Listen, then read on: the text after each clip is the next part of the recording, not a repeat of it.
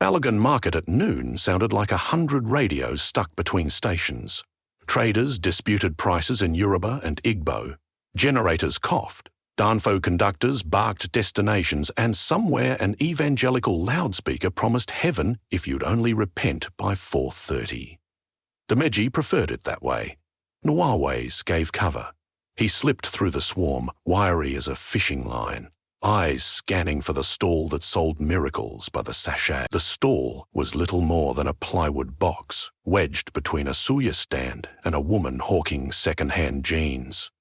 On the makeshift counter, translucent packets hung from clothes pegs, the way phone recharge cards used to. But instead of 500 MTN, the labels read things like Spider Essence, 10 min, or Bull Rush, 5 min. Tiny beads and shreds of dried leaves rattled inside each packet. A faint shimmer clung to the plastic, as if the contents were alive. Ah, Demeji boy, you don't show again? The vendor, Baba Isiaka, grinned, revealing cola-stained teeth. He wore an Arsenal jersey that had faded to a melancholy pink. "Business never finishes," Demeji said. His voice carried the brittle confidence of a 17-year-old who'd outrun too many policemen to believe in consequences. "What you day find today? You go like Tri-Falcon glide? Yesterday it helped one man zoom from Bolelende Bridge to CMS like breeze." Demeji shook his head.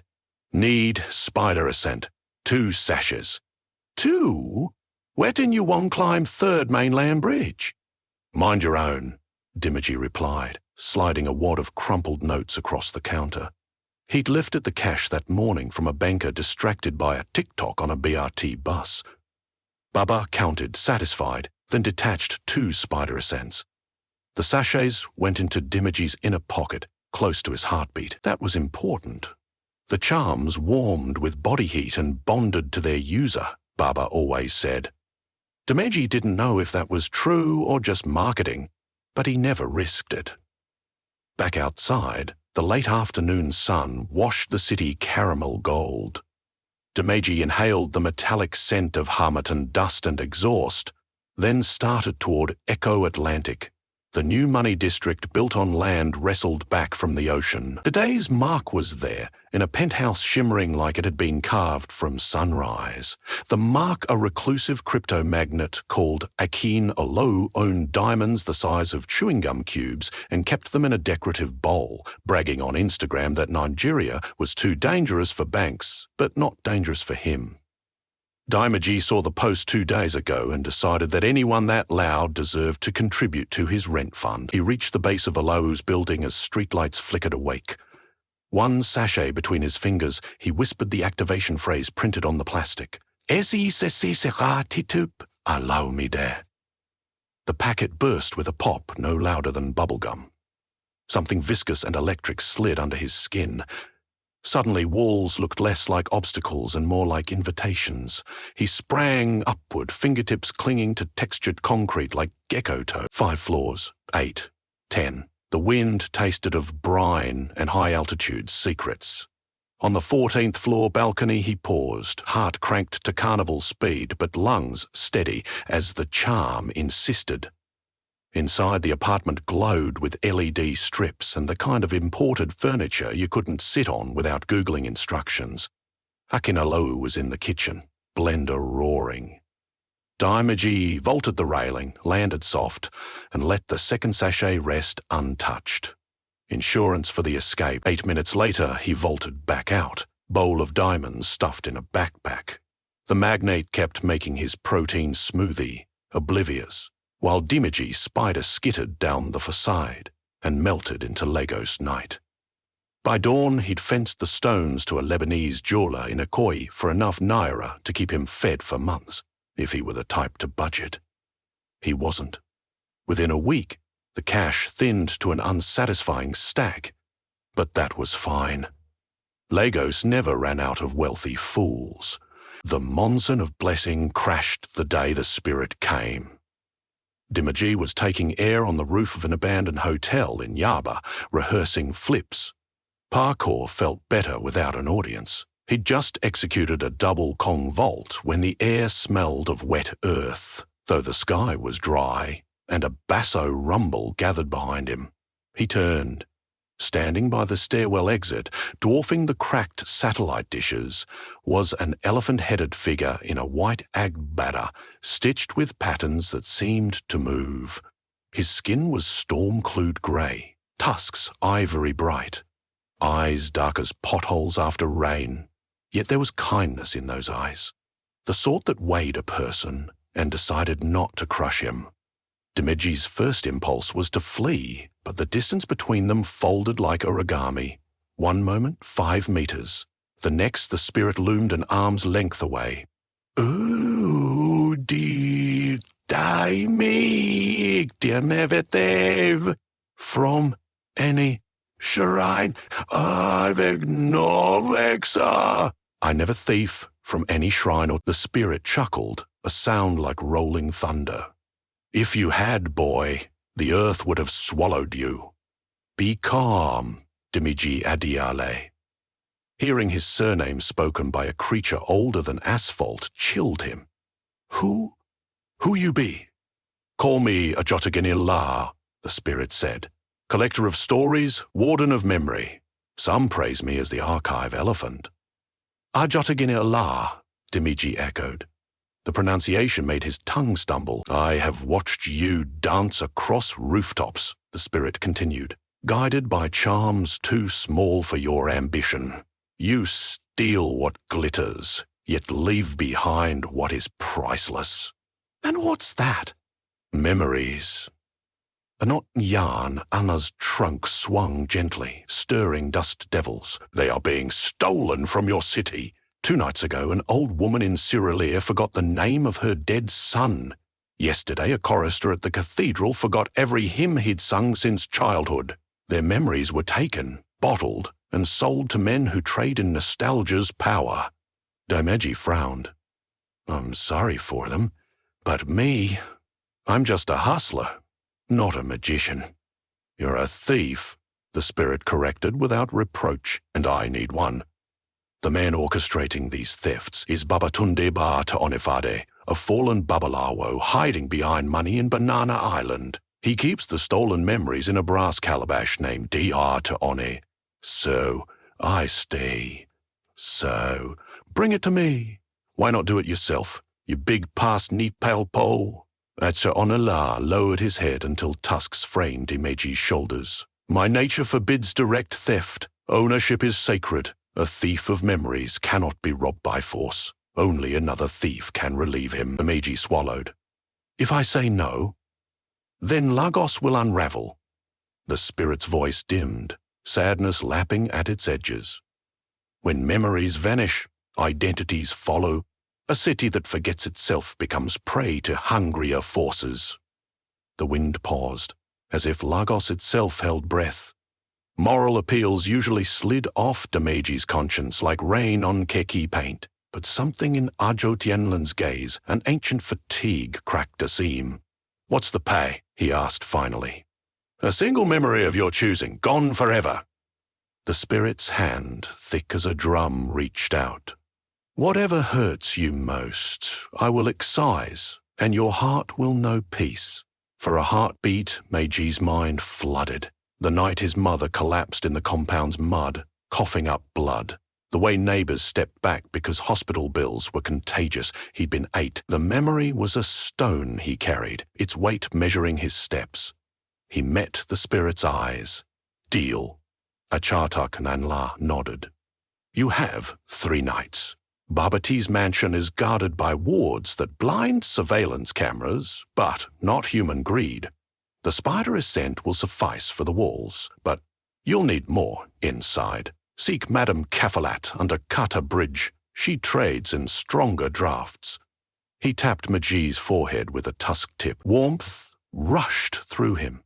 "When the calabash is yours, whisper my name." Thunder pounded once, and the spirit dissolved into a swirl of grey petals that scattered across the rooftop and vanished. Under Carter Bridge, daylight peeled away in yellow strips through the flyovers. Madame Cathalat's kiosk reeked of incense and engine oil. Glass jars glimmered on shelves, powders, feathers, USB drives full of chants ripped from YouTube. She listened as Daimiji explained, then laughed so deeply her belly shook like Gary in hot water. You and Rob Baba tea? My paiken, you de craze small, but is good craze. She selected a crimson vial. Swift silence, muffle sound from your body. 10 minutes. Don't sneeze when it expires. Another vial, teal. Mirrorveil makes you look like someone the guard expects to see, limited to one person's perception at a time. She paused. Also, 10 minutes. Finally, a packet labeled Second Chance. Inside was a single white cowrie. Crack, if you're dying, might make death forget its appointment. Might not. Daimiji paid in fresh naira from the diamond job. He left the stall, aware his pockets were lighter than his debt to the future. Babati's mansion rose from Banana Island's lagoon waters. High walls hugged by bougainvillea, motion sensors glinted like dragonfly eyes. Daimiji crouched on a neighboring rooftop, night drumming with crickets. He inhaled the smell of chlorine drifting from somewhere luxurious. Spider ascent first. The sachet perforated between his fingers, magic sluicing under his skin. He dashed, sprang across the street and scaled the outer wall in seconds. Boot soles gripped plaster like Velcro. Dropping into the inner compound, he landed behind a marble fountain shaped like Sango's double axe. Ironic for a sorcerer who'd betrayed the old codes. 2 uniformed guards patrolled, torches swinging. Daimiji whispered the phrase for swift silence and cracked a red vial. A faint chime tingled his ears. Then the world went cotton soft. He moved and heard nothing, not his breath, not his heartbeat. The mansion doors were locked, but a side window gaped above a hedge. He climbed, eased inside, and found himself in a corridor decked with framed newspaper articles praising Babard's philanthropy. Hypocrite, he thought. A ticking in his skull warned the silence charm had only minutes left. He hurried toward a spiral staircase he'd glimpsed on architectural diagrams, pilfered from the estate agent's email. At its base stood a man in Ankara, browsing his phone. Daimiji uncapped Mirrorveil. Blue vapor spilled over him, cool as lagoon mist. The guard looked up and saw, apparently, another guard. He nodded, unconcerned. Daimiji ascended, quick but steady. On the 3rd floor, a door inlaid with brass symbols pulsed faintly. Even without witch sense, he knew. A rant hedger waited behind it. He pressed an ear to the door. Nothing. Swift silence still covered him, but not for long. He tested the handle. It turned. Inside was a small study lined with leather-bound tomes. In the center on a pedestal sat the calabash, bronze, etched with patterns that resembled labyrinths morphing into faces. Wisps of colored vapor leaked from seams, forming fragile silhouettes. Children skipping rope, lovers kissing under fireworks, an old man mending a radio. Each image evaporated with a soft sigh. He approached. The calabash vibrated, recognizing his intent like a living heart. A string of cowries secured its lid. Daimiji reached, then froze as a voice slid into the room behind him. So the little cockroach arrives. Swift silence sputtered out. The words hummed against his eardrums. Mirrorveil, too, chose that moment to expire. The illusions peeled off like dead paint. Daimiji turned. Babati stood in the doorway wearing a white dashiki embroidered with sigils that crawled like ants. His beard was pepper grey, eyes bright with insomnia's mania. 2 bodyguards flanked him, each holding a pump-action shotgun carved with runes. I've dreamed you for weeks, Babati said. A thief with no tether to ancestry. Perfect vessel for test number 2. Daimiji glanced at the pedestal. The calabash felt suddenly heavy with possibility. He had it, yet he didn't. These memories aren't yours, he said, surprising himself with anger. Give them back. The sorcerer smiled. Memories are energy. Energy obeys the strong. Shall I show you? He gestured. Air warped. Daimaji's knees buckled as images slammed into him. A mother screaming names she couldn't remember, a choir losing its harmony mid-song, a mosque congregation reciting prayers that left their tongues blank. The grief of a city poured through him, drowning lungs with saltwater sorrow. He collapsed. Baba T strode forward, raising a hand crackling with ochre light. When I peel away your memories, your body will house my essence. Consider it a promotion. Reflexively, his fingers searched pockets, found the cowrie. Second chance, crack, if you're dying. He smashed it against the marble floor. The shell burst into silver dust that spiraled around him, then shot toward Baba T like a magnet. The sorcerer swore in old Yoruba. The dust clung to his face, obscuring eyes. The bodyguards fired. Thunder boomed. But the dust wove a spinning curtain. Pellets clattered harmlessly to the marble. Demiji surged up, snatched the calabash. He sprinted, leapt over Baba T writhing under the dust storm, and bolted down the hallway. Alarms awakened. Red strobes slicing dark. Staircase? Too slow. He veered into a lounge, smashed a glass door and hit the balcony. Below, the pool's turquoise gleamed. Beyond it, the outer wall beckoned, but guards swarmed the lawn. He needed height. He scaled to the roof using dwindling spider ascent residue. From there, Lagos unfolded, bridges jeweled by traffic lights, night markets flickering, the lagoon reflecting neon like broken rainbows. He inhaled, whispered, "Ajotan La," and lifted the calabash. Wind roared. Clouds peeled apart, revealing a humpbacked moon. The spirit flowed from moonlight, coalescing beside him as a colossus made of monsoon and memory. "You have done well," Ajotan La said, voice thick with both pride and mourning. Below, Baba T burst onto a lower balcony, chanting, muscles bulging with stolen power. Tendrils of darkness clawed upward. "Take it," Daimaji said, thrusting the calabash. The spirit accepted. His trunk caressed the lid. The cowries untied themselves. Memories unfurled like flocks of starlings, diving toward the city each stream, headed for the person from whom it had been taken. The release painted the sky a carnival of colors. Baba T screamed as energy vacated him. He shrank, age curdling his posture, then collapsed. It was done. Ajotan La regarded Daimaji. "Choose," he said gently. Daimaji knew the memory he wanted gone. He pictured the courtyard puddle dull as old pennies. His mother sprawled, her breath rattling like stones in a jar. If that moment disappeared, the ache would cease. But another vision intruded. Her smile earlier that same day as she tied his school tie, promising jollof for dinner. Remove the death, and perhaps the life would blur too. Pain was a coin whose other side was love. Erase one, risk fading the other. He looked over the city.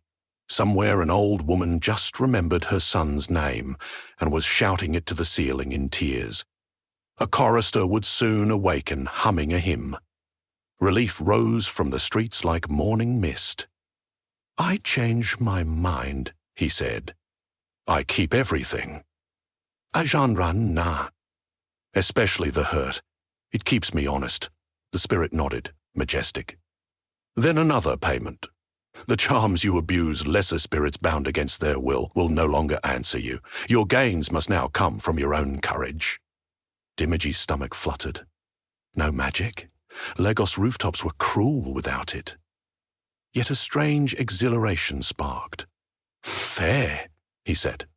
Ajotan Na placed one massive hand on his shoulder. "And know this, thieves can become caretakers.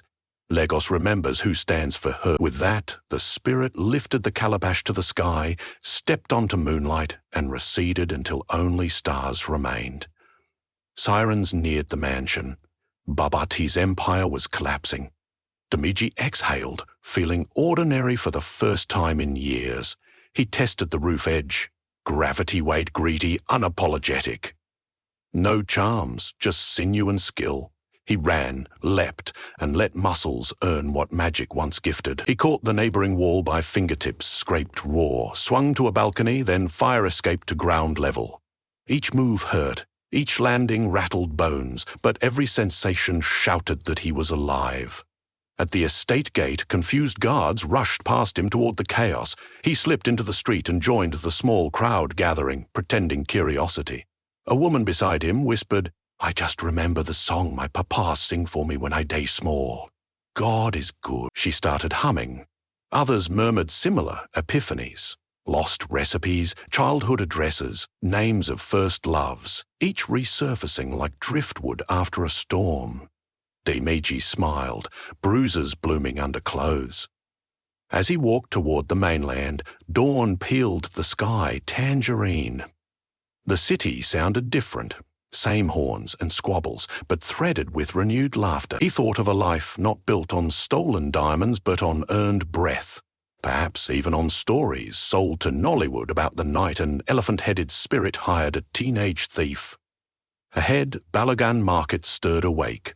He would need a new hustle, maybe courier work, maybe teaching kids to climb walls legally, maybe just breakfast of akara and bread, eaten slowly for once. Whatever he chose, Lagos would remember, and so would he.